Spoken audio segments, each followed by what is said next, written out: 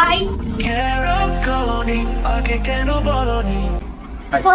First date বলে আর এত tension করার কিছু দেখো, আমার কি মনে হয় জানো তো, প্রত্যেকটা সম্পর্কের জন্য বন্ধুত্বটা ভীষণ ইম্পর্টেন্ট।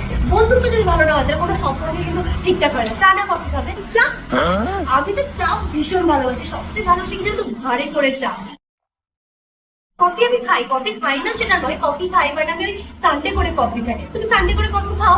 না না না, তোমাকে দেখে মনে হচ্ছে তুমি কফি টফি খাও না। তুমি চা বলতে যাচ্ছিলে, রাইট? এই শোনো, বলছি তোমার ফেভারিট ডেস্টিনেশন কি? পাহাড়?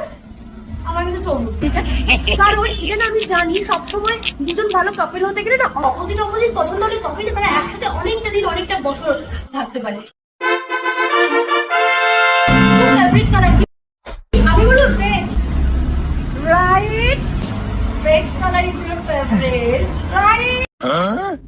আচ্ছা বলছি, তুমি আমার এই কোম্পানিটা এনজয় করছো, তো দেখো এনজয় করাটা কিন্তু খুব ইম্পর্টেন্ট। আমি তোমার এটা কথা বলো, বিয়ের পর কিন্তু আমরা এরকম কুল থাকবো, একদম বন্ধুর মতো থাকবো। আরে বললো না তো, আমরা নেক্সট ডেট কবে করবো? বুধবার?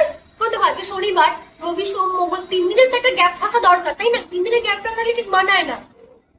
ভীষণ শাই।